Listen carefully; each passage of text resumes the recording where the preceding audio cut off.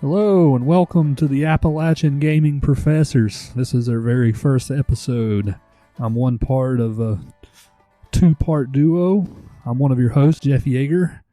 I'm joined by my colleague, Justin. Howdy, y'all. Hello. Yeah, this is our very first podcast. So one thing that we need to do, sort of start off right away, is just explain the vision we have for the podcast. What we're trying to accomplish. How does our podcast differ from other podcasts out there? So to give a bit of background on myself, I'm an aspiring college English professor. What I hope to be in the very last year of my PhD program. My area of study is American literature. So not only do I teach American literature and research it, but I also, teach other sorts of courses as well, like composition, and popular culture. I've taught several popular culture courses at this point. One on the American West, one on American horror. Part of the reason why I came to Justin and we started talking about this podcast is because, my interest in literature and my interest in video games sort of co-align. Several years ago, I started getting back into gaming again. I sort of took a break for a while as I was reading a lot of literature. Gaming narratives have come a long way, to say the least. And that's going to be one thing we talk about today. I wrote up a nice little summary of the podcast, mission statement almost. Our goal is going to be to discuss video game narratives in conjunction with other texts in our popular culture. So we're going to not only talk about games, but we're going to talk about books, novels, maybe poems. We'll also maybe poems. Maybe. That's a big maybe. We'll also talk about film, because in any popular culture course or in any discussion of popular culture, there's always film, there's always television shows. We will get to them as they come. So sort of our goal is we're going to create more critical dialogue on video games. There's lots of great gaming. We're also going to try to do that through monthly themes. So just to give you a preview of what our first month is going to entail, took sort of the broad theme of post-apocalyptic America. Of course, that's a very broad discussion in our popular culture. We had the Walking Dead television show, World War Z. There was World War Z, tons of those sorts of narratives. But we think games might be leading us into a very good direction. It's underrepresented within the current ethos that is our culture. It's just, games are becoming more and more of an art form every day. It's an interactive art form, but nonetheless, they tell narratives, they tell stories that are just as valid as what you read in a novel nowadays. And the fact that they can invoke emotional reaction makes it all that more important that us as a society explores them. Yeah, I would definitely agree with that. Literature, I hope I don't insult any of my colleagues out there by saying literature scholars can sometimes be a little snobby. Critical. Yeah. I think it's more of the fact that they're underexposed to the medium. I mean, it's been that way with film for a long time, right? Literature and film have sort of come into discussion with one another, as time has gone on. Talking about video games has always been sort of a, why are you playing that? You're wasting your time. It's sort of like the way that novels were seen in the 19th century, right? In the 19th century, if you were reading a novel, it was seen as being a time waster. Like it was seen, especially romance novels. Women who read romance novels were seen as being too impressionable and things like that in the 19th century. Yeah. I'm not making stuff up here. Women that you wouldn't want to marry at the time. Right. Court, so to speak. Yeah. Yeah, so video games are sort of seen that way too, sort of vision of like the PC gamer, right? Just sitting on the couch, drinking Mountain Dew, having some Doritos. The kid in the basement is basically the stereotype that's perpetuated. having played a lot of online games, that's partly true of some true. gamers. It right? is true, but let's not get too offensive here. I mean, everybody has their own way of spending their time and enjoying it. But to take this elitist approach that it's a waste of time, I think is overly critical and ill-informed. I'm not even saying that all English scholars or critical discourse scholars do that sort of thing. That's part of our goal. But we want to sort of bring this sort of discussion into the big picture. Like I'm a big fan of several gaming podcasts out there. I really like the Kind of Funny guys. I like the Easy Allies. I'm a fan of several YouTube gaming channels. The Completionist and GameSack. And several of those guys. I like JonTron until he went crazy. Yeah. Also, Angry Video Game Nerd has always been a favorite of mine. But those shows are great. I'm glad they're there, but they're not the sort of show we're doing. No, and that's important that we explain that ahead of time. This is going to be more critical analysis on the culture of the game itself and its impacts on society. And we'll also go into like things that we're kind of playing at the time, what we're enjoying and stuff. But the core of it is to analyze. Right. Yeah, and even in like games journalism often focuses on how much the game is good or bad. Is the game fun to play? That sort of discussion is great too. But when we're talking about, the significance of the game to a culture, or how does other aspects of culture influence the game? That's significant as well. That is the contribution we hope to make to the world, so to speak, if we get a good audience. Yeah, we'll see. Yeah, so. But that said, we should also, once again, illustrate it won't only be games. It'll be novels, it'll be film, etc. Yeah, so like I said, our first month, we were going to talk about 3 texts, just to give you a preview. Well, 2 games and a text. Well, I think our goal here is maybe even to talk about games as if they're texts. True, right? True. So we're going to talk about 2 games in our first month. First up today will be The Last of Us from Sony. It's a pretty good Naughty game. Dog. Next week we will talk about that in conjunction with Cormac McCarthy's novel, The Road. Supposedly, and I believe Jeffrey made a very good argument that it is a direct influence on the game. And finally, we're going to sort of take our discussion of The Last of Us and look at what many perceive as to be one of the most significant post-apocalyptic games as well, Telltale's The Walking Dead Season 1. Season 1 is probably the strongest season to illustrate that.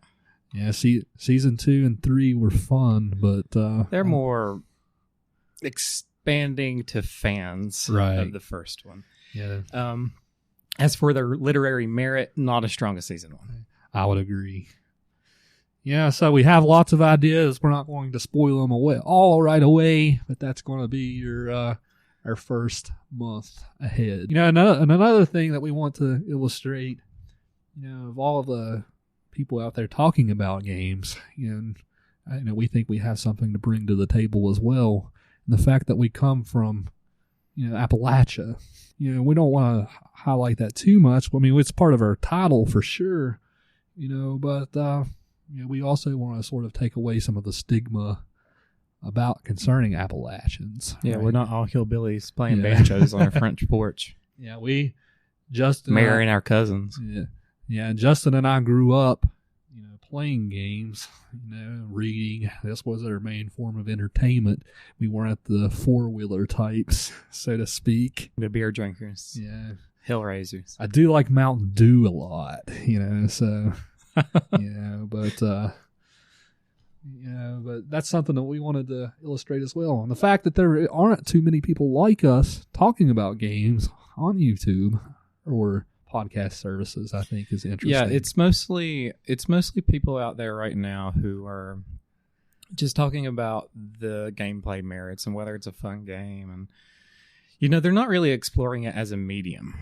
which I think that needs to be a discussion, and that's our goal. Right. So, but overall, I think just trying to get to the point that where we're Appalachian and it's part of the title, it's more so there to give you an idea of who we are. It's not going to be about gaming in the mountains, so to speak. It's mostly just there as a homage to our upbringing. Right. Yeah, so if we were talking about gamings in the mountains, we would be having a hard time keeping cornhole. up. Probably Right. be talking about cornhole. They love to play cornhole. Horseshoes, too. Yeah, so that is a little bit about us. It's part of our identity. We're not going to, it's not, we disagree with a lot of currents in Appalachian culture right now. We're not going to go too much into that right now. It might come up as we go, but that's part of who we are. We hope you will stick with us. Okay, we're going to go ahead and move into the next segment.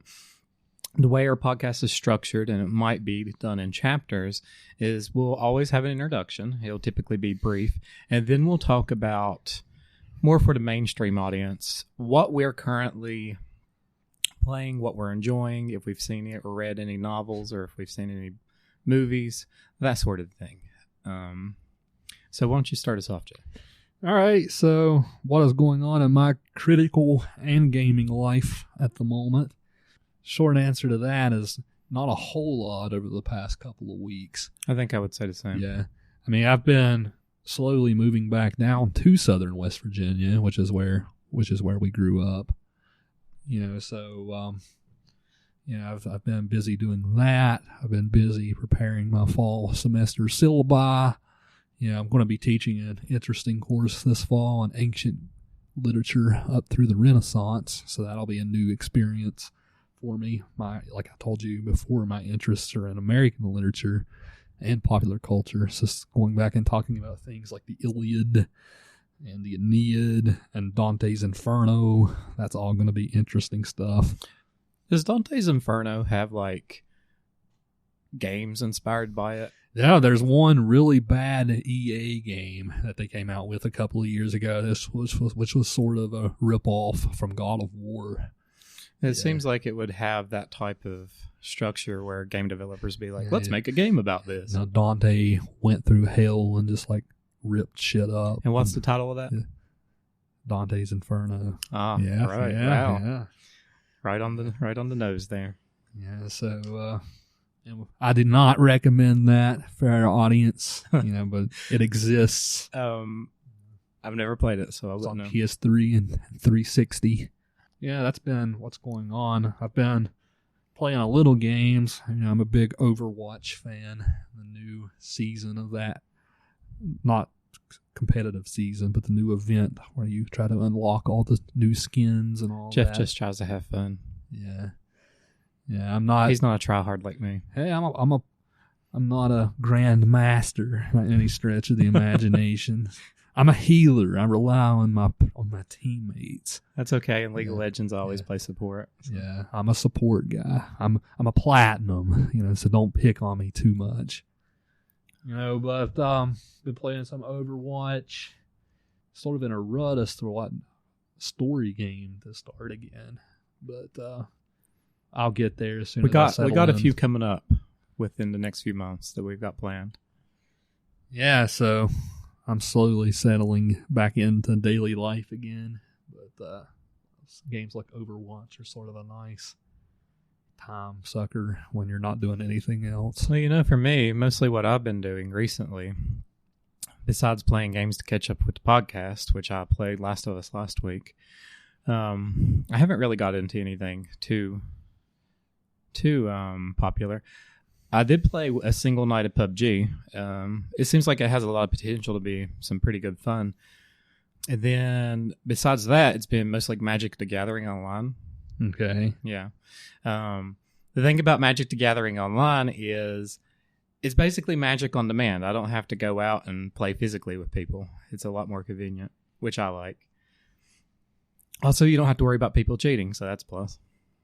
But besides those two titles and the fact I've been catching up on podcasts, I think the last major thing I played was Persona 5. Yeah, you and I both. Yeah, that was such a good game. I played Wolfenstein. I love that game. I played Wolfenstein this summer too, the New Order.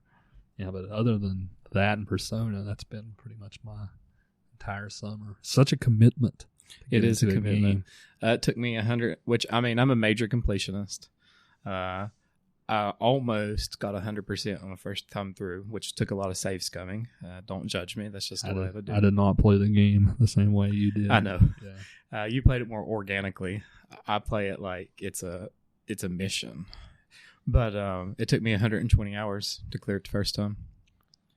So it is a time commitment, but it is a good game. It was very much worth it. I bought a Switch. You know, I want to try to get into Zelda Breath of the Wild pretty soon. That's on the to-do list. But that game sort of scares me, and how much of a commitment even that is. I think I've heard, but I don't know, that you can play that game more on the casual. You don't have to be like dedicated to all in one sitting. I think that would be especially helpful on the Switch rather than the Wii U, since you can take it with you, play it in the bedroom or whatever the case might be. That's what I'm thinking about next, but who knows? We've got a couple of good games coming up in August. The Yakuza remaster from PS2. It's not even a remaster. They're completely redoing it from the ground up. My brother has long recommended that series to me. Yeah, but Yakuza is coming out. The new Uncharted spinoff, Uncharted The Lost Legacy, is coming out.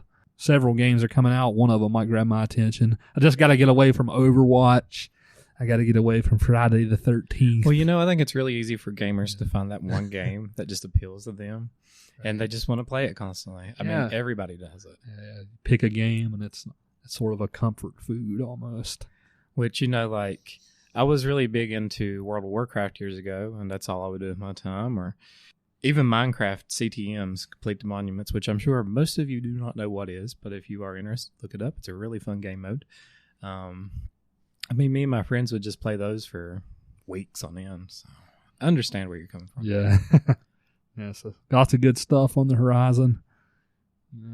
I've got a couple of other games in my backlog, too. That's part of the reason why I started this podcast, too. We can sort of put a dent in our backlogs. Yeah, that is one of our goals. Like, both of us go when we see games on sale and we buy them. Yeah. Like, we just hoard them up.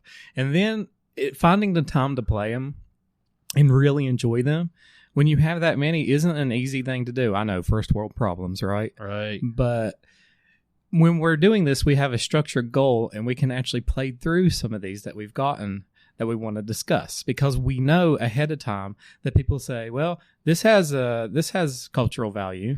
Why don't you talk about that? Or, we've seen reviews enough to know that it will relate to our theme that month. So, well, Jeffrey, we both have that game. Let's play it. Right. Yeah, that's definitely part of the reason why we're doing what we're doing. Hopefully we will both play things that we wouldn't have played otherwise, or things that we do own and have hoarded. At least we're hoarding games instead of ginseng or something. Yeah, so instead of deer antlers. Yeah, deer antlers. Yeah, that was a West Virginia mountain man reference for all you kids. Yeah, so didn't mean to call you kids. I'm assuming we're not hoarding, I'm assuming too much. We're not hoarding guns for the theme of post-apocalyptic. True. Yeah, we're just going to talk about literature and games about it. Yeah, so I've also been watching some TV shows. I started watching The Iron Fist on Netflix. I'm about 4 episodes into it. Actually, you know what? I did watch something. I watched an anime. It's called My Hero Academia. I'm sure some of you will be like, ooh, anime, and the other half of you will probably be like, oh, I've heard of that. Well, it's pretty damn good. I got to say, it's one of the better shonens that's come out of Japan in, I'd say, years. It's got excellent pacing. It's a fun show, and the story arc is a story of, the little guy struggling for his dreams, and the story of him getting there. Making his dreams come true, being better than everybody else through his own willpower. and he starts at extreme disadvantage. So, I mean, it's a every hero story, but it's a good story, right? And it's, when you feel like an emotional twinge from a cartoon, that's when you know it's good. Yeah, the Iron Fist TV show. I know a lot of people have ragged on it, which I've been watching, but I've enjoyed it quite a bit so far. I might have to give that a try. Yeah, it's sort of a nice. I think the pacing starting in around the 4th or 5th episode is starting to get a little strange, But so far so good on that show. I'm looking forward to finishing that up and starting The Defenders. The Defenders is going to hit Netflix next week, which is sort of the TV version of the Avengers. Yeah, so I think Netflix. See what they do with that name there? Yeah, yeah. Nice rhyming, right? Yeah, so I think Marvel on Netflix is actually more appealing right now to me, at least, than Marvel in the cinemas. Although I did like Spider-Man: Homecoming quite a bit. I haven't been to the cinema in months. I'm gonna have to get you out. Get you to the cinema. Yeah, that'd be good. I do want to go see it when it comes out. Yeah, we will definitely have to discuss. I love Stephen King. He's a beautiful man. The early ones were like those made-for-TV movies and stuff. Of course, the Gunslinger, the Dark Tower just came out. I heard bad things about that, but I haven't seen that yet. Yeah, but I haven't read that series. I haven't either, to be honest. We'll have to do that maybe. It's fairly popular. But I'm a big Westerns fan, so it's kind of a misstep in my. But we both knowledge. read it, right? You read it. I've seen the miniseries. I haven't read the novel. It's a pretty long read. It's pretty good. I wouldn't say it's as good as some of his other work, like my favorite, The Shining. Right, mine too. I wouldn't say it's as good as The Shining, but it's pretty good. That's a little bit about what we've been doing, what we're looking forward to. Yeah, I think that's pretty much everything that we've really been into recently. I guess we'll go ahead and get into the meat of the podcast if you're ready. Sure. Yeah, so our theme of the week, our text of the week, we're always going to be dealing with a monthly theme. Which this month's theme is? Post-apocalyptic. Right. Well, it's more about the relationships that develop between people during apocalyptic events. Like if it's you and another person and you got to grow on each other and survive, it's all about that survival, but the relationships that you would develop during very trying times, that's what we're focusing on here. Right. So I think Justin's pointing to an interesting thing, making a distinction here, right? If we're talking about what makes good literature versus what makes crap, right? Of course, that I feel kind of snooty in a way of saying that. But, what is your B- level like film, right? Especially when we're talking about zombies and post-apocalyptic. Well, if we assume Ed Wood was an F. Yeah, you guys know what we mean, right? There's lots of really bad movies. Fan service, more or less. Fan service. It's out there to invoke disgust for disgust's sake. Right. Just to get a cheap thrill. It's not about substance. It's not about taking away something from the film. It's not about learning a lesson of morality. It's not about exploring relationships. It's just superficiality. Right. Yeah, I've long been a fan of horror, and especially horror films. John Carpenter is like my favorite director ever. But what makes a good horror film from a bad horror film? That's sort of almost what we'll talk about with post-apocalyptic today. Is good films, don't insult the viewer. They build suspense through solid narratives, good techniques. I've long been insulted by the sort of horror film that just plays loud noises and goes boo at you, right? Which is, really popular films out right now are the James Wan horror films. So things like Insidious and The Conjuring, Annabelle. I mean, years ago there was Saw. Yeah. Right? We all know what Saw is. Those James Wan's films are extremely popular, but I've never been a big fan just because that kind of horror doesn't do it for me, right? But if I that's like your to be thing, challenged. and that's how you like to spend your time, Right. we're not saying there's nothing wrong with that. We're just Right. saying that compared to what we'll be talking about, you're not going to really take that much home away from it. Right. Yeah, it's a good time. You might have a good time. If you have a good time, if you enjoy it. If you have a good time, Great. I mean, it's worth whatever you paid for. We're not complete snobs here, right? We enjoy really bad. But you things can't as really well. discuss those into a cultural. Yeah, you can't really discuss those in a value. critical context, Yes, right? right.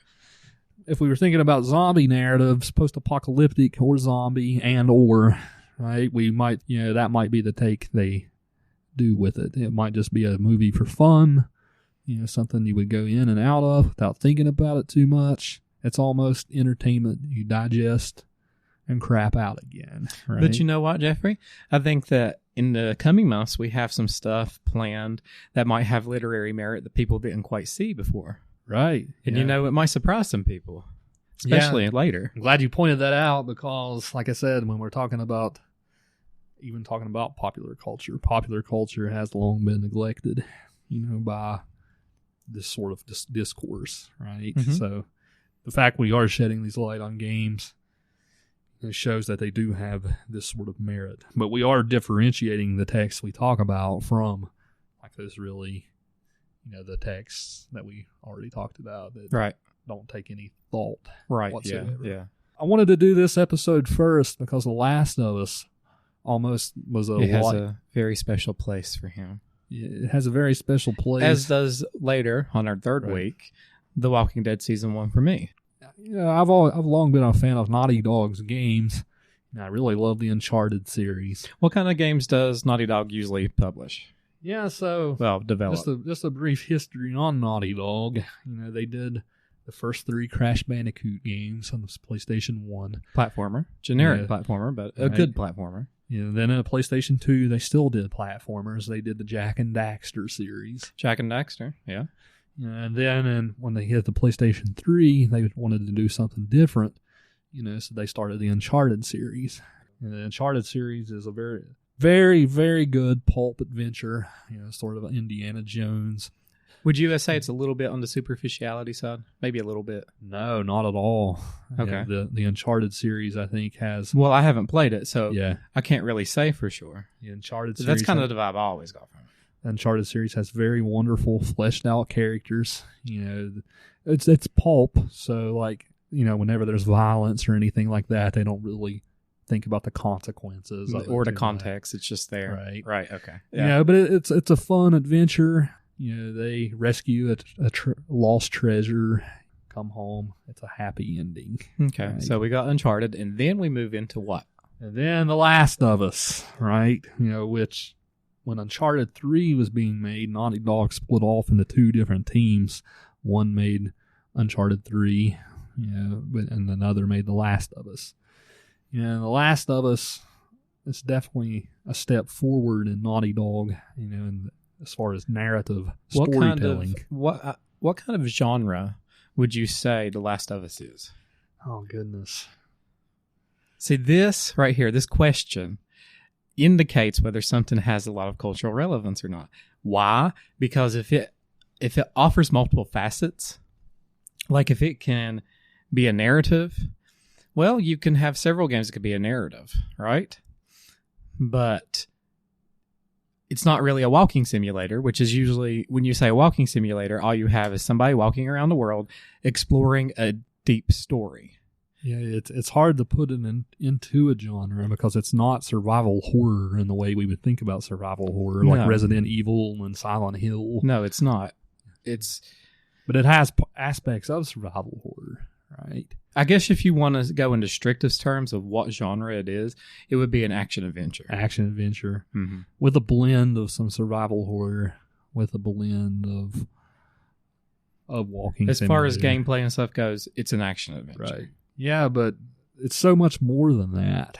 This story is, for those, so many of you who might be listening might not know what The Last of Us is about. So, and let's stop for a second. This podcast is going to have spoilers. Yes, so if you have haven't not played the game and you do not want to be spoiled, stop now. Right. play it or get familiar with it in the way that you would, and then come back. Right, exactly. So we don't want to spoil what's a wonderful So once game. again, that was your spoiler alert. You don't get another one. Right. So, what is The Last of Us about? So to briefly summarize, the story sort of opens with Joel, just a normal everyman, right? Yeah. We start with his daughter. He's a smuggler. Right. Not at the beginning. At the beginning, he's not. He's just a regular guy. He has a kid. What happened to his wife? Was it really explained? No. It's implied that she might have passed away, right? Yeah, she was already gone when the game started. So he has a daughter that he's raising them by himself. And of course, all of the struggles, all the things that you would expect come with that. Now, let's go ahead and tell them this first scene. How long does it last? Probably 20 or 30 minutes. About 20 minutes, right? Yeah. Okay. And they do such a good job telling the story that you take away so much background information from it. It's ridiculous. Yeah, the game starts out with this sort of outbreak happening. The way the zombie sort of outbreak happens in The Last of Us is it comes from a fungus. And then there's actually some real life science that suggests that shows this fungus doing this to like animals. I don't know if you read anything about the that. Insects and stuff. Right. Yeah. But let's describe that opening a little bit more before we get into that. Yeah. So it starts out, you play with the daughter. So you you see her room, you see things that are on her shelf. You go downstairs and the TV's showing like all this crazy things. And happening. I want to talk a little bit about polish here. Polish is something that you're going to hear me talk about when we talk about games. Polish is basically this concept that a game has such fine tuning, good controls, atmosphere. It's been polished to where it's this product that is beautiful in a way. Right. I mean, the polish that you can see within this first opening is pretty good. It's not the best I've seen, but it's pretty good. It exudes atmosphere. It does exude atmosphere. And you get, in this first scene, you get a grasp of your basic control scheme. It comes really natural, how your camera is going to work throughout the game and everything. And they're not blasting you with tutorials. And that's... As many games do. Yes. And I think that's a good thing for games not to do anymore, because it's all about that narrative and bringing to you something natural and not assuming that you're a moron and you know how to push a button. Yeah, and you start out playing with the daughter, and then Joel comes back right when someone's getting ready to break into their house, right? Basically, the tension that you got to realize is here is they had an emotional dialogue that night. She gave him a watch, was it? Yeah. Yeah, she gave him a watch. She's telling him how good a father he was. She's wrote him these little notes that you can find around the house and look at. And, there's these tiny little hints about her mom, which they don't say anything. There's just these tiny little hints around the house that you can observe. And then you walk downstairs. She wakes up in the middle of the night. Something's going on. Something tragic's happened. There's like an explosion. Her uncle calls. Right. Her uncle calls, wakes her up. I need to talk to your dad. So she starts heading downstairs. He's nowhere to be found. And then he comes back, right? Right. And they pretty much leave in haste. You're sort of in bewilderment. You don't know why exactly. You're playing through her perspective. So you're unsure of why you're having to leave your house in the middle of the night. And that would be frightening for a child, right? Right. Like a little girl. She has a Texas accent, by the way. So they're implying where Joel they're does. at. Joel does too. Yeah, Joel's voice actor, Troy Baker. He's very good. Wonderful, yes. Wonderful job. But it's small little details like that. They won't tell you that they're not in Texas. They won't tell you where they're at, but you can tell from their background by the polish that's been put into this product. Yeah, so the game sort of then takes you on a truck ride. You go through like Texas countryside. You pass by this old farmhouse. This is burning down, right? You're like, what's going on? Then you make it to the town, and you see... I wanted to talk a little bit more about that before we move on, though. Okay. Because when you're in the car, you don't really have direct control of what's happening. What she's doing. What's her name again? I can't really think of it either. Was it Sarah? No, it wasn't Sarah. Oh, well, little girl. Yeah. Ellie Ellie is the main little girl that we meet later, okay? His daughter didn't have that much screen time to where you could really get attached to the character and learn her name. I mean, it is heart-wrenching what happens to her. But in the car, you're in control of her, and you don't have direct control of what's going on, but you can look around and see all this stuff happening as the player. As the player, you get to control what you're seeing.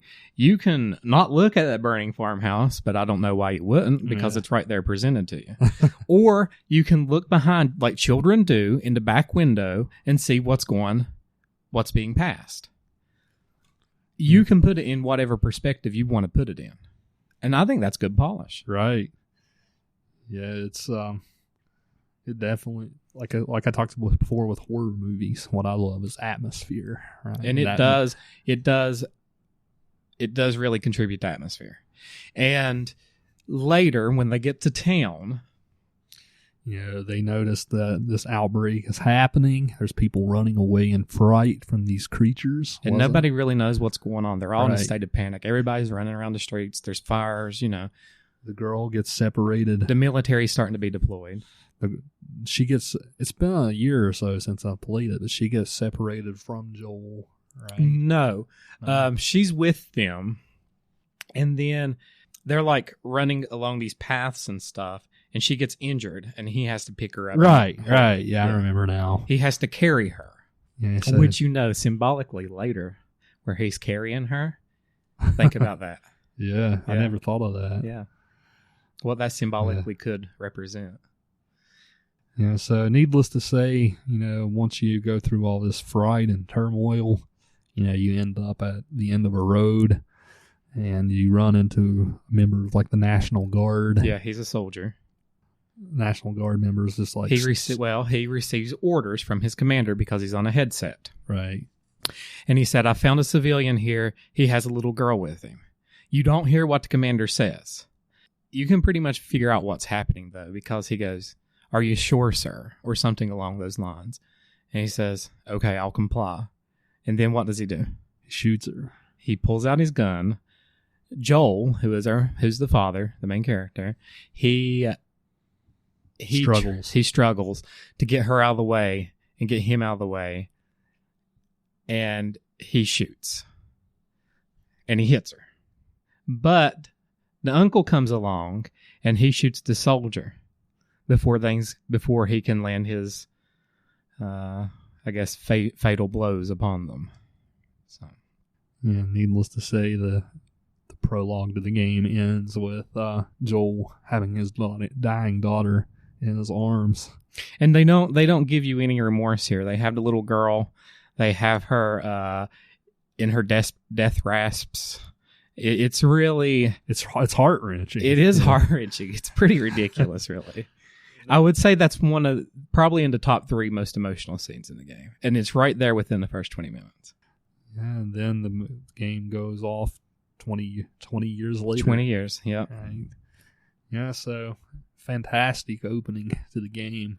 We're not going to give it a complete play-by-play, sort of like we did there. I think it's important, though, that we established the introduction, because this introduction, it's basically almost symbolic of the journey that Joel is going to go on throughout the rest of the game. And if that doesn't mark good culture, what does? Yeah, it's an odyssey of sorts. Yeah. Coming home again story. I never thought of it in that way either. But it picks up 20 years later. Joel has, since this incident, become sort of a hardened man. He doesn't seem to care about anything. He's a mercenary. He's friends with Tess, who does seem to have more of a clear-cut sense of morals and ethics than Joel. But she is she's a strong, independent woman. Yeah. And really. she's out for number one. Right. And Joel was just sort of tagging along. Yeah. Almost. Joel's her partner, more or less. Yeah, there's they don't beat you over the head with it. No. They insinuate that they have a romantic relationship. If anything, they're just friends. Right. Needless to say, after some incidents, they find this little girl, Ellie, whom Ellie is what's special about Ellie, at least from the narrative standpoint, is she gets bitten by one of these creatures. They're called the infected. The infected, right? There's lots of names for the different ones, the clickers and the bloaters. Let's explain that a little bit. So the infected are basically stereotypical zombie tropes. Right. But they have, depending on how long you've been exposed to the fungus, the corpse itself takes on different forms. You've seen this in like Left 4 Dead. So the clickers are extremely terrifying. That's like enemies, the middle stage. The middle stage. And the first stage is the runners. That's when you're basically normal zombies. Yeah, you're like a normal zombie. You still sound like a human.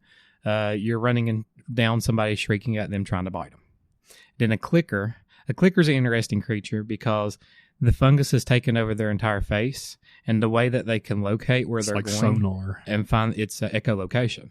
They'll click, and they use echolocation like a bat does. And that's how they tell where their prey is. And it adds a good gameplay mechanic because where they're blind, they can't see you. So you're kind of like, they can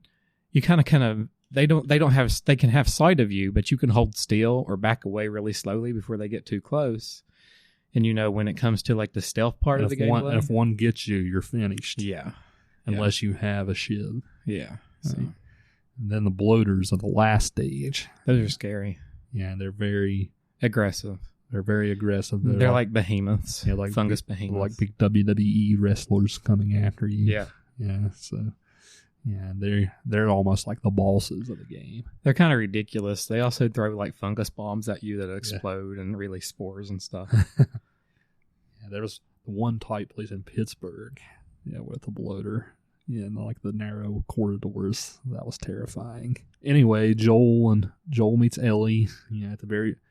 She at the very beginning, she seems like a spoiled brat, right? So her and him and Tess take her along, and eventually they find out she's been bitten, and they're like, "What the hell? You've been bitten?" She doesn't get sick, but she doesn't get sick because it takes 2 days after you've been bitten for the infection to take you over and turn you into a runner, right? Right. And she doesn't turn. It's been 3 weeks since she's been bitten. Oh my God! I think she's bitten. Yeah, she's bitten during the game, right? Wasn't the DLC. It was before. No, she's not bitten during the events of. She was bitten before the narrative. She was bitten before the narrative begins when she's with that one firefly. Which the firefly, who are the fireflies?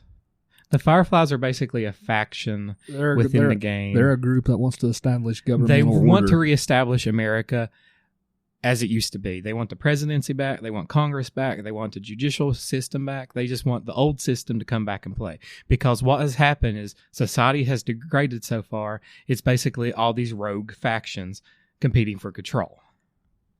The Firefly wants to establish a national presence. Right. They want to unify everybody again. Basically make America great again. And that was a terrible joke, and I'm sorry. Yeah. So Joel talks with the head of the Fireflies. Right. And she has Ellie, and she wants them to smuggle her out of the city. Way out of the city. Yeah. They want to. So the game's narrative goes from. They start in Philadelphia, right? Liberty Bell. Yes, I believe so. Yeah, I made that mistake once before. Let's say in Boston. But they start there, Philadelphia, and they go all the way to Salt Lake. So she's recruited Tess and Joel to take her out of the city, and Tess and Joel do not know she's bitten. They find out later. They freak out about it. Tess is like, "I'm not lying," because when you find somebody infected, the most merciful thing to do is to kill them. Why? Because if they turn, who would want to see somebody turn into a zombie before their eyes? Culturally, that's the most merciful thing you can do is just put them out of their misery because there's no cure. Yeah, so the good section of the game is trying to get out of Philadelphia, and then you discover that Tess is bitten. Right. And then there's a very emotional moment where you have to leave her. So Tess gets bitten in a museum. There's like this big play where you're going through the museum because you got trapped in there as you was being hunted down by the paramilitary that's kind of in control of the area. She goes up. She's in an encounter. She gets split up from Joel. She gets bitten. It's revealed later when they're kind of surrounded that she's bitten, and she basically sacrifices her life for Ellie so that Joel and Ellie can move on. She makes Joel promise that he'll take Ellie. Right. She needs to go when Joel was before reticent about the whole thing. Yeah, I think we should describe Joel's personality a little bit. Yeah, so Joel at the very beginning of the game is very gruff. He's a man of few words. Man of few words. Like I said, he seems to be out for himself as well. It's insinuated several times throughout the game that he's done some very terrible things since those 20 years. It's not even insinuated. Sometimes he says it. Right? Yeah. He's almost lost all feeling. He's really struggled with the loss of his daughter over the years. He very much loved his daughter. Right. At the beginning, he's just doesn't care anything about Ellie. Right. He's just some random girl. She's just some random girl. This is just a job to him, and he is doing his best so he can get to payment. Basically, what had happened was there was a dispute in the beginning. Somebody got some guns. They traded them to the Fireflies. Fireflies is like, if you want your guns back, you got to smuggle this girl out for me. So they want their money back, basically. They want their guns back. And that's why they're doing this. And Joel's attachment to Tess is what prompts him to stick with Ellie. Otherwise... Because he made a promise to a dying friend. So to sum up a bit after that, the whole rest of the game is about their journey from East Coast to the West, right? And we probably need to talk more about their relationship since that's what our theme is. We will. But you go west, you take several stops along the way. You go to Pittsburgh at one point, and go to some random place somewhere where Joel finds his brother again. Yeah, they get like the journey is it's kind of a MacGuffin journey, right? They, just like the Uncharted series. Yeah, they go to somewhere and like, this is it. We're finally reaching our goal, but there's been a setback, so they got to divert to somewhere else. There's always setbacks. Yeah, it's like the Odyssey. Yeah, so they go to Pittsburgh. They go to see Joel's brother. They don't know where the Fireflies are, right? So that's part of the problem. Joel gets injured at one point. Yeah, they go to university. And that's the whole chapter. They go to a university. Joel gets injured there, and then there's a part where you take control of Ellie and where she's taking care of Joel, and then there's the final ending. Yeah, that's right. So to distract from plot summary, let's get more into our analysis then. So what's so special about this game? The relationship between Joel and Ellie is, I think, the key to this game. And not only that, but the very subtle ways the game builds those characters. I think one of the most interesting parts about the game is the light and the darkness. Right. Which is humanity's hope. Which is going to be something we talk about next week with the road as well. I think that's part of where this game took inspiration from in that regard. It's like the whole premise is Ellie's been infected, but she's immune. So they're trying to find a way for that ability to be mass produced. Make it right. Yeah. Yeah. If the scientists can find out how Ellie resist the disease. Basically make a vaccine for her. Yeah, so the whole game then... And if the disease is eradicated, society can rebuild because there's no external threat anymore separating everybody. We've talked so much about this plot already, but, my opinion at least is the plot, how we get to this point doesn't matter. Not as much as the relationships established, right. No. The characters are the key to this game. Yes. So I've done some research on The Last of Us with Cormac McCarthy's The Road. I'm going to be, my article has been accepted for publication in the upcoming book called Carrying the Fire, Cormac McCarthy, the post-apocalyptic tradition, done by my friends over at the Cormac McCarthy Society. So look out for that when it comes. But in my article, I spent quite a bit of time talking about those sort of subtle exchanges between Joel and Ellie throughout the game. So one of the gameplay mechanics, is when, you're just walking around exploring a new area, You know, and Ellie will wander off and stare at something. Right. And there's lots of optional conversations. And they add a sense of atmosphere, and not only that, they establish this relationship. Like, honestly, I wish they weren't optional. I wish that you had to see them before you can move on, because if you don't do them, you're missing out on a lot. Yeah, of course, it really sort of appeals to that. I never got them all. You get a trophy, an achievement in the game. I think I missed one by mistake. Really? Yes. Yeah, so I've read through the script. And the of one I game. missed was when they were at the boat, and me being me, I'm off exploring every nook and cranny, and I walked too far, and I got to the next objective by accident, and I missed it. Darn. Yeah. Yeah. So I went back and watched it on YouTube. Yeah, there's so many good conversations that they have, you know, which we'll talk more about too next week, because I think The Road does very similar things. You know, but yeah, so several examples for some of our listeners. In Philadelphia, really early in the game, Ellie sees an old arcade machine in an abandoned pizzeria. You know, and Ellie is familiar with the game's plot. You know, she says there's this character called Angel Knives who'd, what was it? She'd punch a hole through your stomach before kicking your head off. And then Joel, in a very meta way, dismisses video games as a very poor form of entertainment. That was kind of like a little bit of an inside joke by the developers, but it has that kick to it. Right. It's yeah, I think you see the Angel Knives game a couple of other times throughout the game. Yeah, before they discover Bill, they see it again. And it's also important to keep in mind that Ellie was not actually exposed to this culture. Right. She was born after the infection, because it's been 20 years since then. Yeah, so she's 13, so she would have been born 7 years into it. So she's getting her exposure. And Joel lived that world, so like she's curious. She wants to know. And I think even that relates into The Road, doesn't it? I mean, you see the same thing in a character in that. Yeah, I don't want to spoil too much of The Road, but very similar things go on. You know, like the Road is a story about a father and a son. Again, it's very similar narrative where how we got there. Cormac McCarthy never even explains how they got there in that novel. So let's not get too much into that right now, because that's next week. Right. But let's go ahead and say, you know, this relationship between Ellie and Joel and her learning about the past world from him just further cements that relationship. Yeah, there's another example. There's like when they go to an abandoned university. You know, Ellie, I've gotten this from the game script.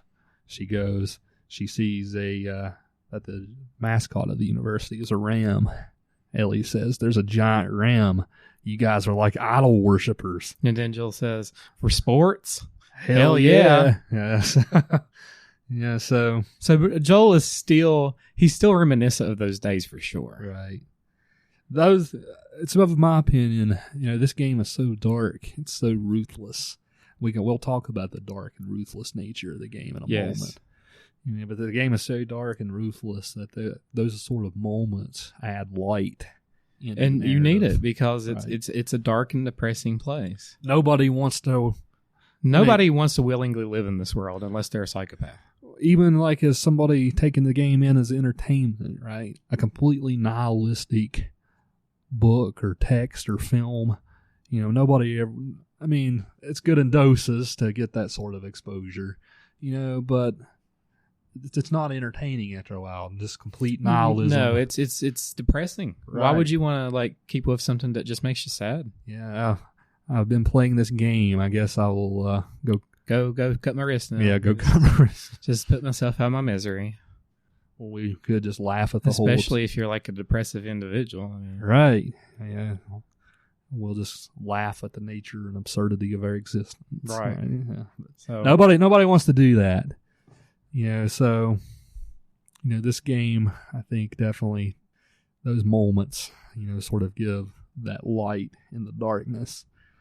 Let's talk a little bit about the darkness, ruthless nature of the game, before we talk especially about the key moment in the game. it's pretty unrelenting. Right. I mean, Yeah, so you meet several characters throughout the game.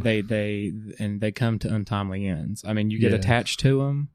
Tess, for example, would be the first one. Tess was the first one, and then the two brothers. The two brothers that you meet in Pittsburgh, they're really interesting characters. They're almost like Joel and Ellie. They're just trying to survive. They're trying to get by. They even betray Joel and Ellie at one point. They're trying to run away from the bad people. They sort of leave Joel and Ellie out to rot. But you get used to them through those sort of subtle exchanges. I don't know if it's really that they leave Joel and Ellie out to rot, as it's more of a product of they have to do that. That's how you survive. Right.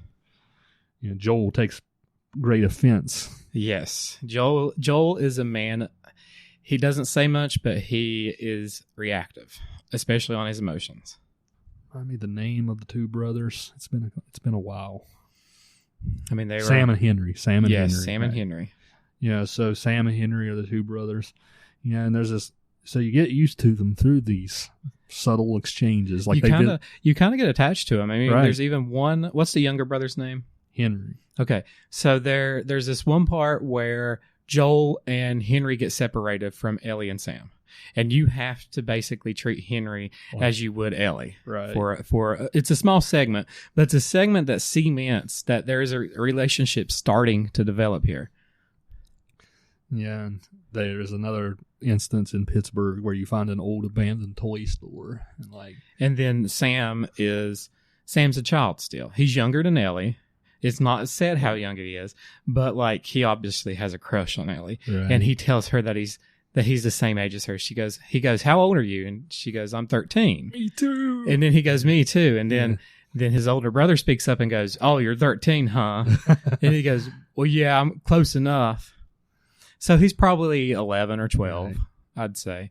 He's still a child, and it's obvious. And when they get to that toy store... Yeah, Sam is really like a hard ass. He doesn't want Henry to have the toys because that's more stuff he'll have to carry. Yes, because he's wanting to take a toy with him. He says, "My backpack's nearly empty." Ellie, on the other hand, is a little kleptomaniac and takes every little thing she can find. Yeah, that's a very lighthearted moment. We didn't even talk about Bill. No, Bill was the same. We'll come back to Bill. Yeah, Sam and Henry are very... That's a really lighthearted moment in the game. The player gets to explore the toy store, and they get Naughty Dog Easter eggs. Yeah, in there. Yeah. Polish. It's all right, polish. All polish. Yeah, but what happens to Sam and Henry? They make it to outside the city. They think they're safe. Comes to find out Henry's bitten. They wake up from the next day. You see it coming, by the way. It's still hard. It is hard. They do it in a way. Usually you see the whole bitten trope in stuff all the time. Walking Dead, for instance. Every single time. And it always ends in a predictable way. However, this time, they kind of throw you a curveball, at least in the way it's done. So he's infected. Sam has to kill his own brother. Well, let's describe this scenario a little bit. So Joel, he's infected. Ellie, they don't know he's infected. He's in the next room. Ellie's going into that room. She opens the door, and then Henry gets on top of Ellie, tackles her down, is trying to bite her. Ellie's pushing him away. Even though if she got bitten, nothing would happen. She still pushed him away, and Joel is getting ready to put him down because Joel is a man of action, and he is going to shoot him and get rid of him. Ellie. Yes. Well, then the older brother, Sam's like, "No." Sam's the older brother, right? Yeah. I think I'm getting this mixed up. Anyways, the brothers. The older brother. We might be confused. We apologize if we are, but you get the gist of what we're saying. Okay, so the older brother is like, "That's my brother. You're not going to kill him." He's all emotionally wrenched. He pulls out a gun at Joel. He pulls out a gun. He's like, "If you shoot him, you're dead." Just keep going. Joel's like, "Okay." He backs up. He doesn't really have a choice in the matter because, this is a really intense moment. Then he turns the gun and he shoots his brother, just like that. Right. He was. Right. I think what he was trying to convey to Joel is that he wanted to do it. That was his responsibility. Joel did not have a place in it. That's his brother. So he takes him out, and then Joel sees that he's unstable. Him and Ellie both do, and they are concerned. And he's asking him to give me the gun. Just give me the gun. You're not stable right now. Just give me the gun. What does he do, Jeffrey? Turns around and shoots himself in the face. With no warning whatsoever, he just shoots his brains. And you've known these people for one chapter. They've put this background. You've got the relationship going. It's becoming a really intimate relationship between these two families. And they're becoming allies, more or less. Then the game, what's brilliant about the game is it doesn't force us to dwell on it. Does. You just cut to the next part. Right. It abruptly ends. And you might say, well, that's not that very development, but it is. Because the game, as it goes and it makes these cuts, will refer back to it. And there's one part later that we're going to talk about that's absolutely brilliant with that. And you know which part I'm talking about. And I can almost not talk about it because it kind of tears me up how good it is. But you get a lot of value from that because you're not really on the sad part of it. You're reacting to it as a player, but the characters themselves, they're not dwelling on it. They obviously did, right? But it's not on screen. And you can sympathize and you can imagine what they've been going through since then. Right after that chapter, Ellie seems a little more hardened by that experience. Yeah, that definitely hardened up Ellie. And she's basically, she's clung to that because she's lost all these people. And that's one of the people that she was getting really close to that she's lost. And if we're going to keep talking about the darkness aspects of the game, we think we have to talk about the part when you can actually control Ellie, right? Okay, so later they Joel, long story short, Joel gets injured, and he cannot take care of Ellie, and it becomes the freezing winter in the west. They get to the first place where they think the people that they've been searching for to take Ellie to, they get to that part, they're not there. Joel gets injured in a tussle. And once he's injured, he can barely walk. There's a really moving scene where you control him. He can barely function. He can't get out the doors, and he blacks out. And they're riding a horse at the time. The horse's name is Callus. Ellie named it. He blacks out, and he falls off the horse. And then what does it do, Jeffrey? When he falls off the horse, again, just cuts. You don't know what happened. So then you take the next chapter, it's winter, and you take up with Ellie. And Ellie... go hunting at first. Ellie is found a deer. She's needing food.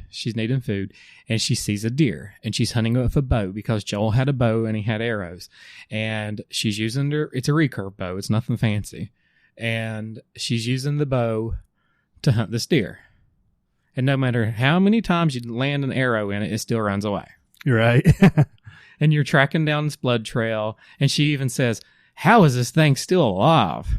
I bet the deer you ran into the other day is thinking the same thing. Yeah, I hit a deer hit my car for everybody out there. It wasn't pleasant. Yeah.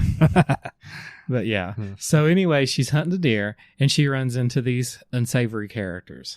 Well, at first. So she meets a man named David, not. Who is played by Naughty Dog veteran Nolan North. He's a voice actor. He's a creepy man. Yeah. But at the very first, he seems pretty trustworthy, right? Well, Ellie kind of holds him up and is like, I'm going to put an arrow between your eyes if you don't give me your gun. Slow down. And they're like, well, we saw this deer here, and we'll trade you some medicine for the meat. And well, Ellie needs medicine. It's not revealed why yet, but she does. It should be obvious why she needs it. Joel's hurt. Yeah, right? Joel's hurt. He survived. Yeah, so things get really bad really quick for Ellie after that. An effective herd, I guess we'll just call it a herd. That's a Walking Dead term, but still. They move in, they've surrounded them, and they have to survive. Things get really dire, and the two characters, Ellie and what's his name? David, they bond over it.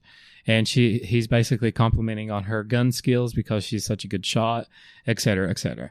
And then there's a scene that takes place before they separate, where he's like, everything's meant to be.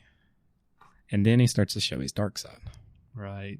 David likes Ellie for more than her survival skills. Well, David's pretty much implied to be a rapist. Right. And another thing about David is his men have been taken out by, he says, by an older man traveling with a little girl. Joel and Ellie. And who could that be? That are dynamic duo.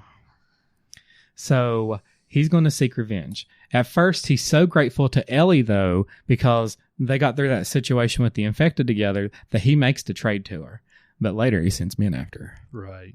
Yeah, it picks up again later, and Ellie has to defend herself from the men. Yeah, he moves the men in. She wants to take him away from Joel because Joel's injured. He can't defend himself. But she's injected him with the penicillin that she got. And she's got him fed and everything. But he's asleep, passed out in the basement of some random house. And she's diverting the men away from that on her horse Callus. Poor Callus. Callus got shot too. That was sad. Poor horse. Poor Callus. Oof. Yeah, so something. Basically, she got all the way through this town. And they're like, shoot the horse. And then, they finally shoot the horse, and she has to dismount. And poor Callus, he was a good horse. He had a soul. Yeah. Yeah, but Ellie eventually gets captured by David.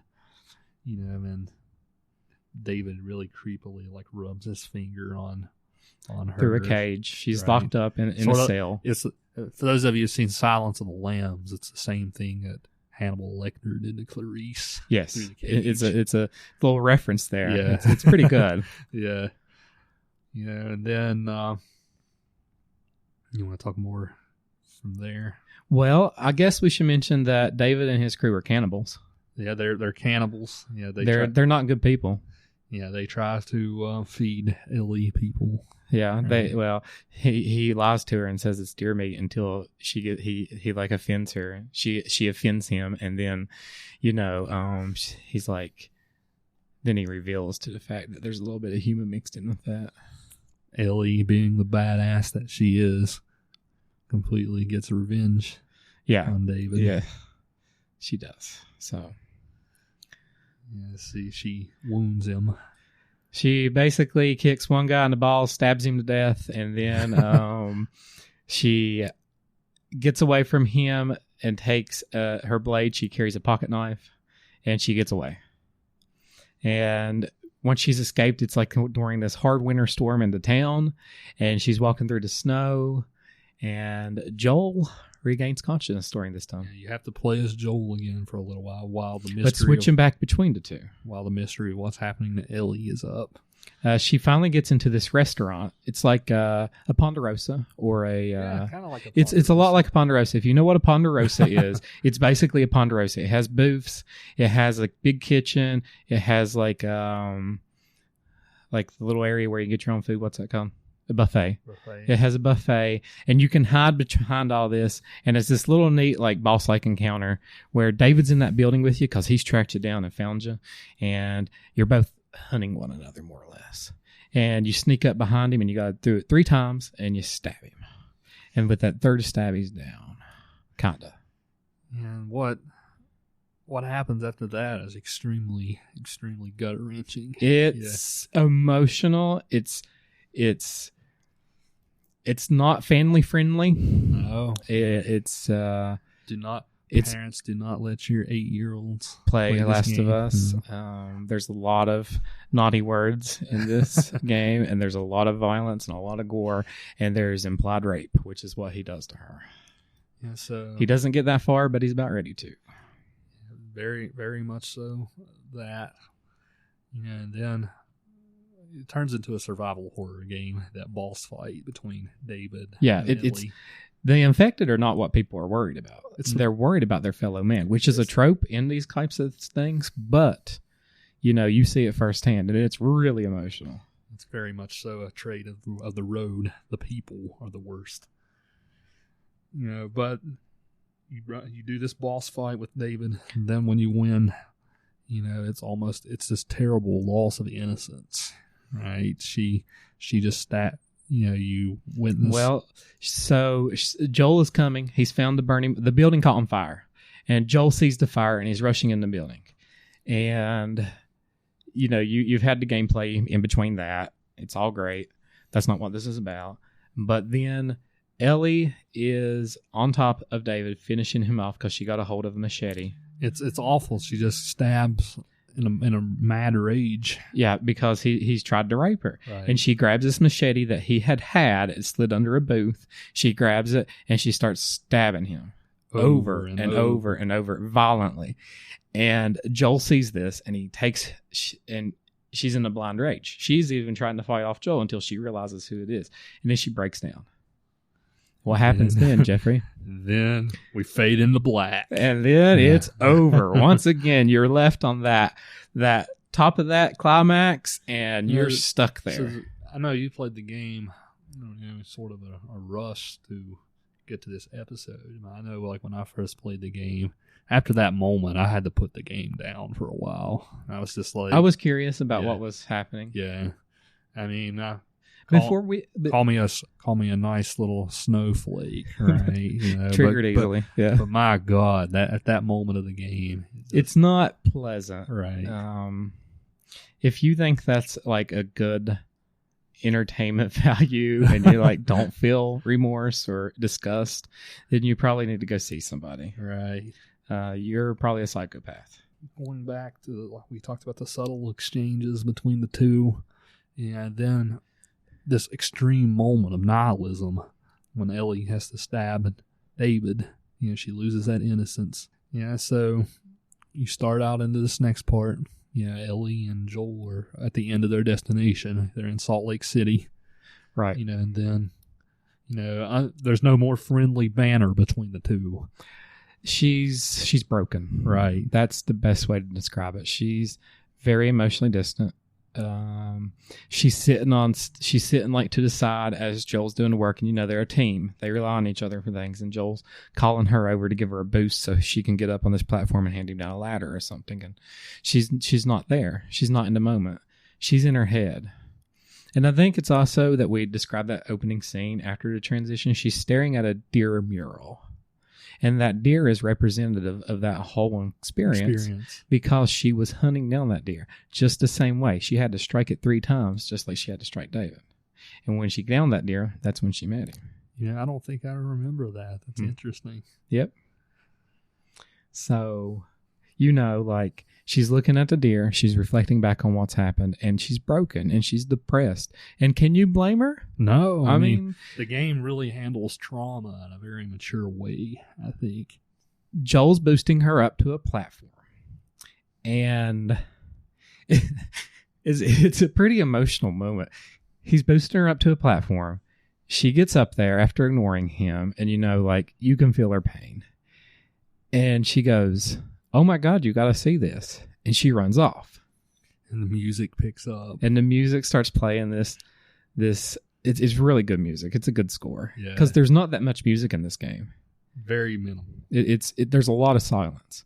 It's mostly, for background sounds, you got Joel grunting around when he's injured. Joel sounds like he's got a little bit of asthma sometimes. He's so winded constantly. But they're trying to make a more realistic approach with it.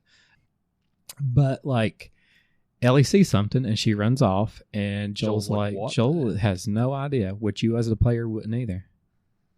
So I'm going to let you do this one, or I might start crying, because this scene really hit me hard. Yeah, me too. It's such a good scene, and I would say it's the best scene in the game. Yeah, so you chase after Ellie, you run up the rooftop of a building. And then when you, the whole game, Ellie talks about giraffes. And there's these corridors that you're going around, and Ellie keeps seeing something, and she's chasing it, which Jeffrey's already gave it away, what it is. But she sees the giraffe, but you can't see it. Joel and you as the player can't see it. And it becomes like this emotional buildup just starts to going as you're running. And you run probably for a good minute and a half, at least, before you finally get to this corner, and there's a giraffe. Yeah, there's lots of discussions in literature about the sublime, right? The sublime is sort of a, an overwhelming, overwhelming sight in nature. Sometimes the sublime can be dangerous. Right? But you got to think of a giraffe as a creature. It's one of the most Right. majestic and unusual creatures known to man.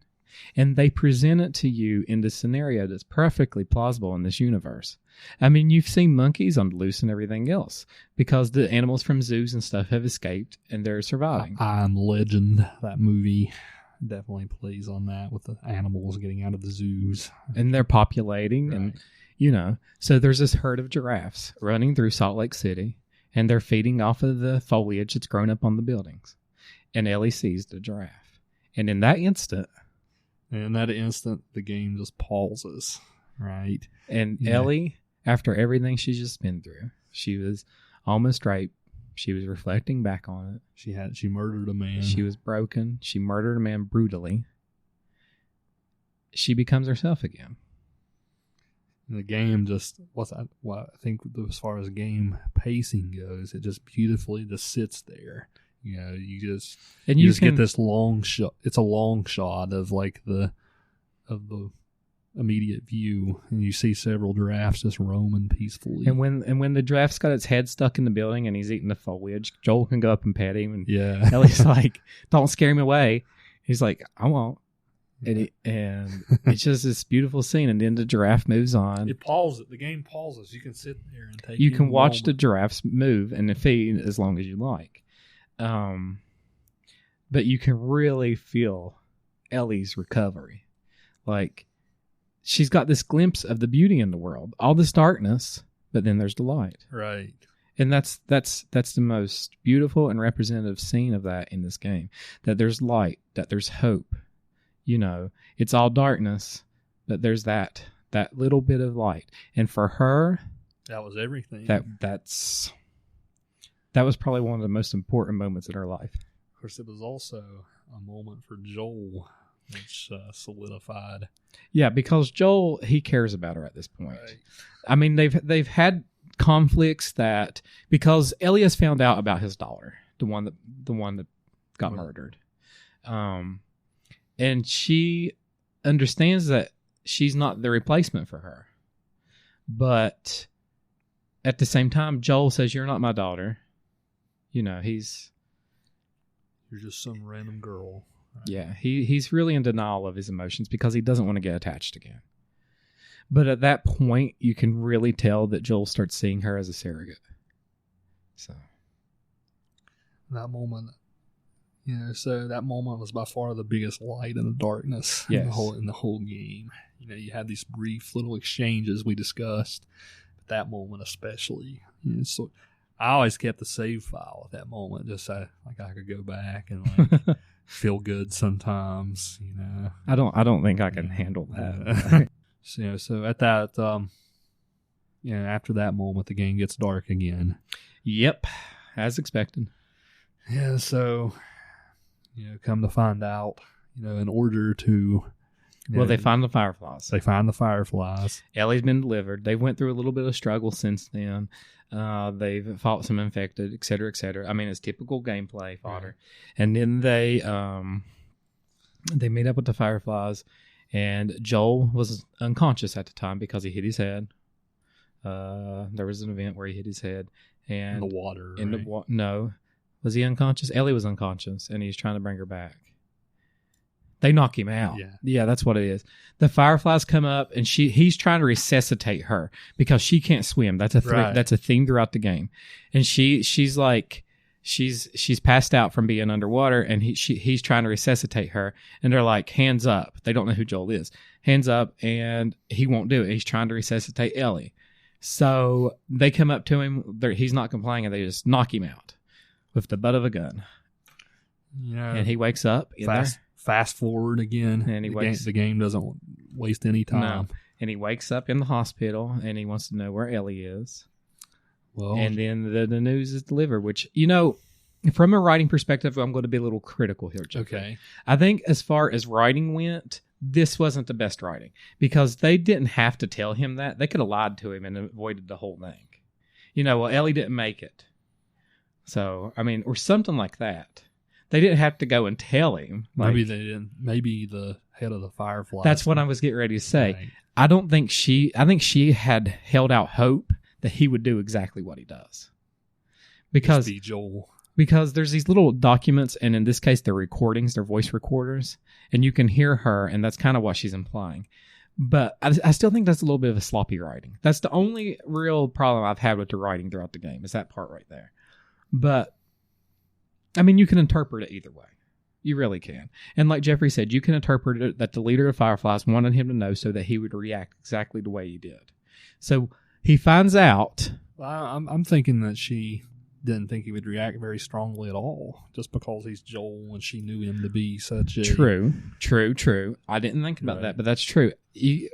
See, I guess from her perspective, that makes more sense. But me as a player, I saw it the other way, which my viewpoint's biased because I've got to know these two and got to know their relationship more in depth than she did. A little bit more remove from the game at this point. It's very fresh for you. But so Ellie is in the back being operated on for the procedure, and the doctor has revealed that the only way that they're going to be able to harvest the material that they need to make the vaccine is to basically lobotomize her fully. Why? It's not explained. It's just she has to give her life in order for them to produce a vaccine. Yeah, so even... because the fungus itself takes over the brain. Yeah, so that... what's great about that moment is, it seems almost like a convenient moment, right? Of course, that would have to happen. It's a definite trope. Right, but the game brings out a wonderful ethical question here. What would you do, to protect the ones you love? Is it? Yeah. It's a greater good value judgment. Yeah. So the utilitarian argument, sort of like the end of Star Trek 2, right? When Spock gets ready to sacrifice himself for the greater crew, he says the needs of the many outweigh the needs of the few. Right, Joel would disagree with that. Joel would strongly disagree with that. Yeah. Would Ellie? No. Ellie would probably be on board with it. Then we'll explain the rationale of that in a bit. But Joel goes on this murderous killing spree. Joel basically puts all the skills that he has developed throughout the game. He's basically went from smuggler to assassin by fighting off these factions that have been after them, by fighting off the infected, and he puts these skills to use against the Fireflies that are trying to stop him from getting to her. And he kills several men in the process. And, these men are innocent. They're just there. I mean, honestly, they're trying to start a government. Right? They're trying to bring society back to a state of stability. And the key to doing that is Ellie. And they are willing to make that sacrifice. But they don't know Ellie. They're not attached to Ellie. Ellie is basically... She's a means to an end. Ellie is basically Joel's daughter now. And he doesn't want to lose somebody again.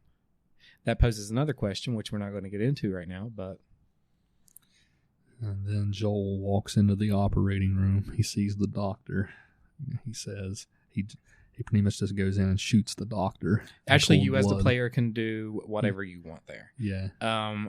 What I did is I walked up to the doctor, and Joel takes his scalpel away from him and stabs him in the throat.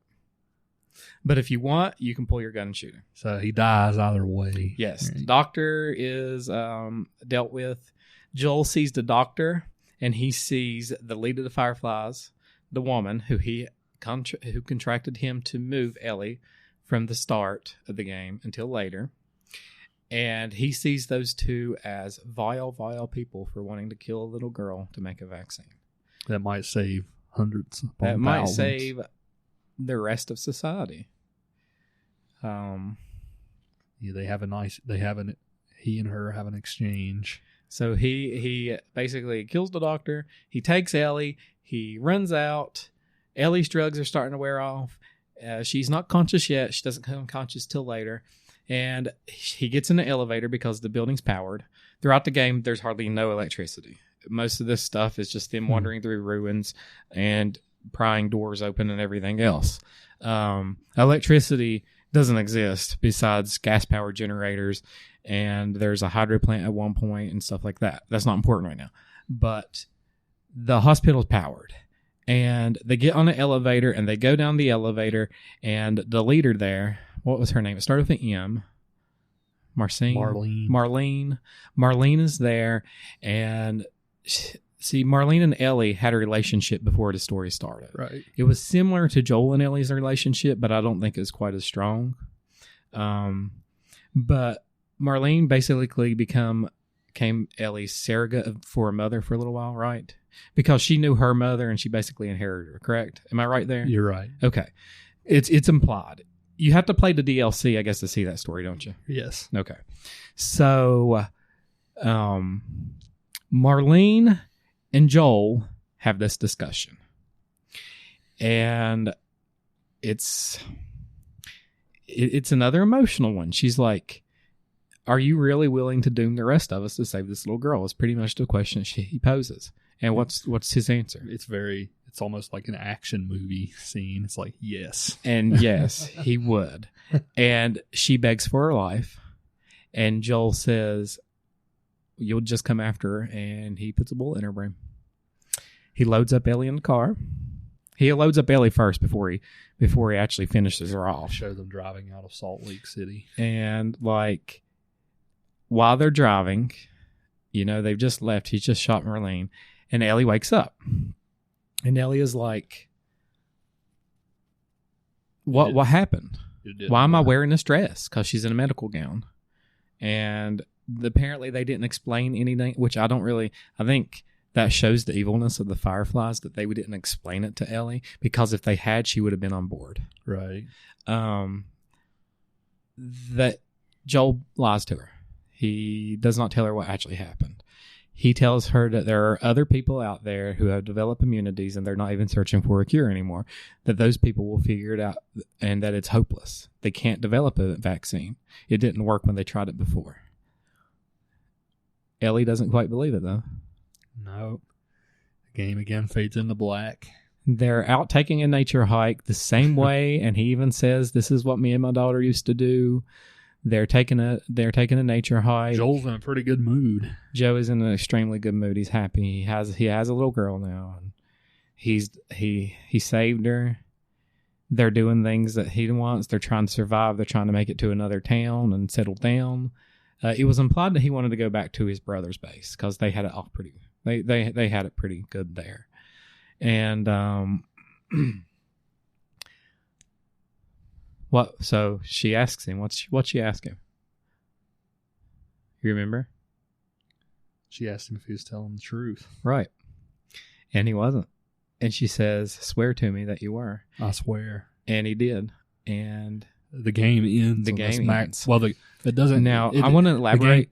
So really quick, the game ends, but it ends on this wonderful still shot of Ellie's face where you just completely see the doubt in her face. And I want to elaborate that she said, I've lost so many people before she even asked me this question. She's lost her mother. She lost her best friend.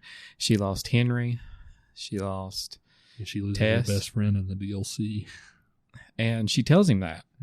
And he says, she basically tells him, if I'm the cure and it costs my life, I'm more than willing.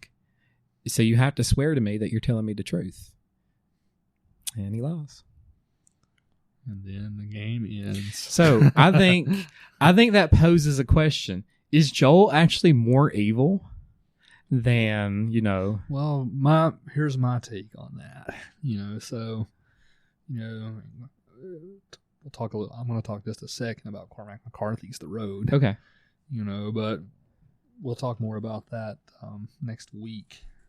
But in The Road, McCarthy has a line in the first 5 pages of the novel. The father says he knew only that the child was his warrant. He said, if he is not the word of God, God never spoke. That's a pretty powerful words there. Right.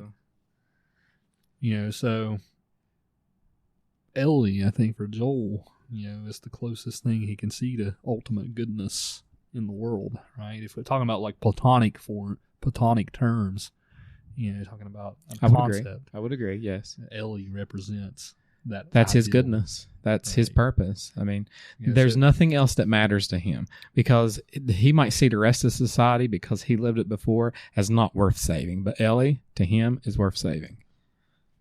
Yeah, so I don't necessarily see Joel as evil there, because he's protecting the one thing that he finds to be goodness. Well, I think it really depends on the definition of evil. I mean, my thing is Maybe he damned an entire world, right? a civilization. It's, it's basically, you got to realize the man's a mass murderer too. He has no qualms about taking somebody else's life, either in the means of surviving, either in the means of bettering himself, even in the means of saving someone he loves. He has absolutely no qualms, and he'll do it like in a second. But is someone like that evil? I mean, it depends on the definition. Depends on the individual values too. Yes. Like if you value your family more than anything in the world, maybe you would sympathize with Joel here. Personally, Both of us are not parents either. no, and that's so- important to take into Right. context. Right. So if you were a parent, You might see it more on Joel's side. Right. He had lost a daughter already. Yeah. He has a surrogate daughter now. Do you really want to lose her? Right. It's a question that can be posed. And once again, this shows that games are cultural, that they Right. give us some value. Yeah, it's not a game that doesn't force us to think. It poses these questions. It leaves us with something once the game is over to ponder. I'm not a smoker, but I just wanted to have a cigarette and look out at the night sky after that ending, right? Yeah, it poses a lot of philosophical questions about value, Right. about what's worth what. I mean, it's a good game. Bottom line, it is a good narrative and a good game, and the relationship presented can really teach you something. I don't know. I mean, I love this game so much. I don't know if there's a narrative yet that's beaten it. It's hard. I would say it's within the top 10 Right. best narratives I played in gaming. I'm sure there are others that I personally prefer more. Like even the Walking Dead's narrative, the relationship It's very good too. between Clem and Lee. I would say that's a little bit more strong for me, Right. personally. But it's okay to have your opinion, Jeffrey. Right. I mean, But I think part of that it's too, all relative. Part of that too is just my own experience, because like I said, I've gotten out of games for so long, other than being very, very casual. Well, as John Hodgman says, Right. nostalgia is the most toxic impulse. Right. And I played this game. And nostalgia can make us view things in ways that's Yeah. maybe not so true, but at the same time, there is truth in what you're Right. saying. I played this game and completely, like I said, opened my eyes to the fact that games can do narrative. It is Complex very, ways. very much well. But anyways, we kind of skipped over Bill. Bill was a very interesting chapter within the game, because it starts to show you. This is very early on, right? This after, is probably the third chapter. yeah, the right second or after third. right after Joel and Ellie escape Philadelphia. Basically after Tess died. Right. And he's asking where Tess is. And Bill is basically further showing you how much humankind has degraded. And He's a grotesque, right? There's back in the podcast when we Yeah. were talking about like basement dwellers, like playing Right, games yeah. constantly. That's the image that you would get of Bill. But Bill is paranoid. I would say he's probably a little schizophrenic. Sherwood Anderson, the writer of a book. This is a book I need to get you to read. Winesburg, Ohio. He defines these sorts of characters as grotesques. He's yeah. paranoid. He's Right. People. skeevy. Yeah.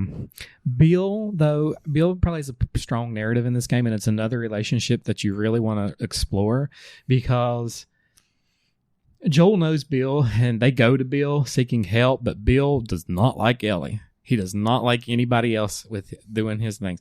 Bill is also struggling with the fact that he's a closeted homosexual. Right. We get that through Ellie says something insulting to him, if I remember. Yeah. Yeah. There's a lot of hints that imply that. It's never explicitly stated, but there's hints all over the place. Yeah, we get things in the optional collectibles you can pick up. Yeah, and he had a lover and they separated, and It's a good story. Right. That's something else we should just talk about really quick, is these sort of subtle stories that you pick up in the collectibles. There's a lot of subtle stories throughout the game that expand upon the main narrative, and they're good little stories. There's a story about Bill and his lover. There's a story about Ish and his little settlement in the sewers. You've played it recently. Talk about that a little bit. Which part? The Ish. Okay, so Ish is a character that's introduced. Earlier I talked about how I missed a scene at the boat. Well, there's this boat after they meet up with Henry and I'm never going to remember that kid's name.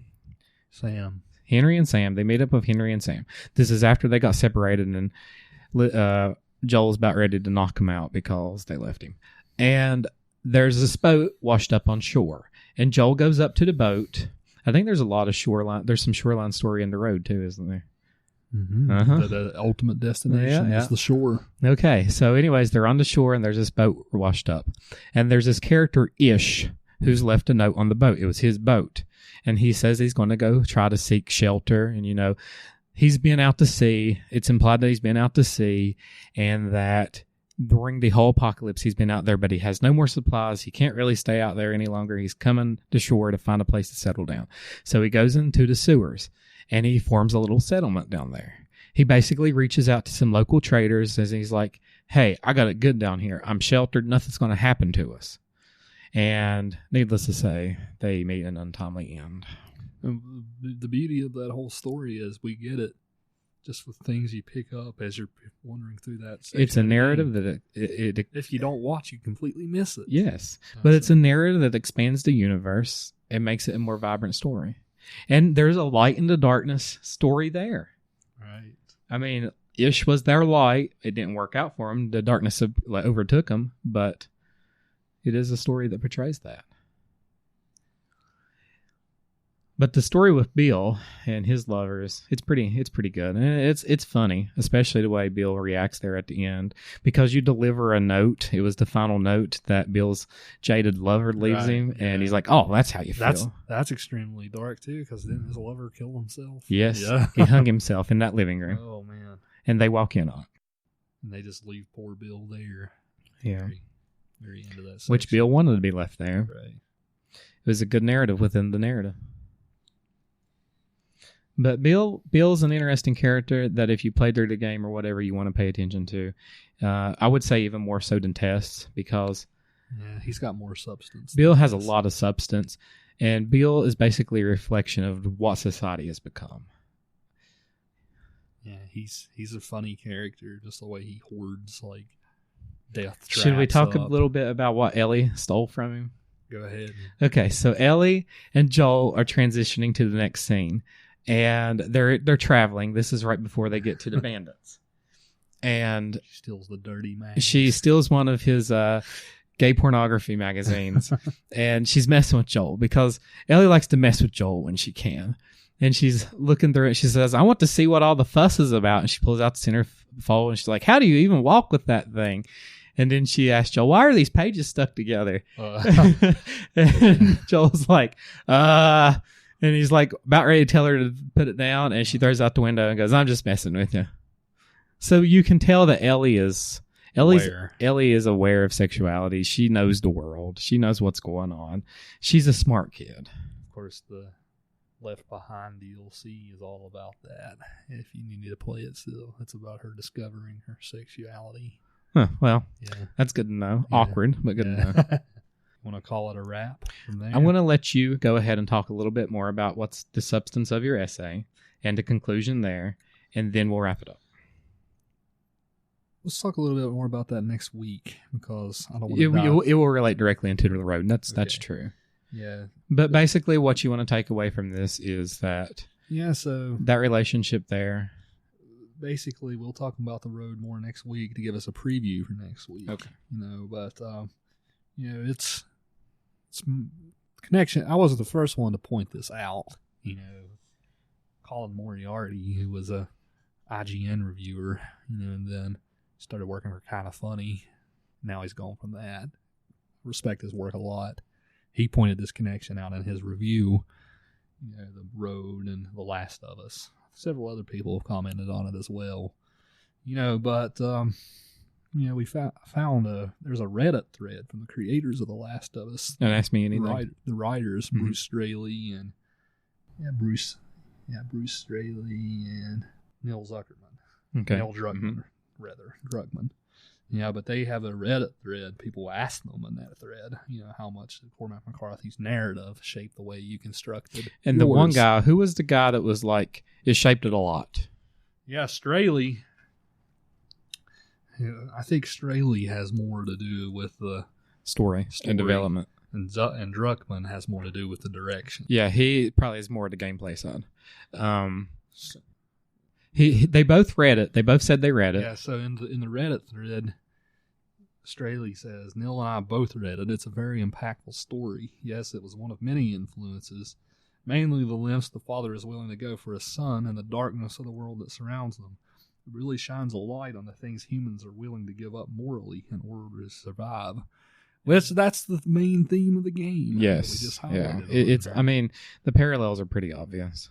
Straley also mentioned that Cormac McCarthy's No Country for Old Men, which is the novel he wrote before The Road, most of you probably know that text from the movie, but they also talked about the Coen brothers' adaptation of that movie, the fact that they mostly talked about that from a game direction standpoint. They talked about how the lack of music in the film, had something to do with it. Show, don't tell. In No Country for Old Men, they talked about Jeffrey, what I think the most revealing part about that though is when they were like, they started with characters and then they built the world around them. Was it Moriarty that said that? Yes. So it was obvious that he was pulling direct inspiration from the characters in The Road for Ellie and Joel. Yes. Yeah, and of course when you talk to artists, they don't ever want to completely say, I got that idea completely from that. Well, it's one thing to plagiarize. Right. It's another thing to be inspired. But even it's always a tricky thing for literary scholars to write an influence essay. I've done several at this point that have been published. One on John Steinbeck and with a philosopher who shaped the Grapes of Wrath. I've done that one too. But it's always a tricky thing to establish this influence exists, in a context, but the very fact that they said, The Road, we thought it was great that the darkness and the light that came in that darkness. So next week, we'll talk about The Road. Really what you should take away from this segment is games do provide cultural value. They let us ask questions that are not easy to answer. Not only do they provide cultural value, but they're shaped by other texts in our popular culture. They also shape other mediums. So like we said at the start, we're trying to dismiss this idea that games are just meaningless, that they don't add substance to our ethos, to our zeitgeist of the times. They do. Well, so that's the end of this week's episode. We hope you enjoyed it.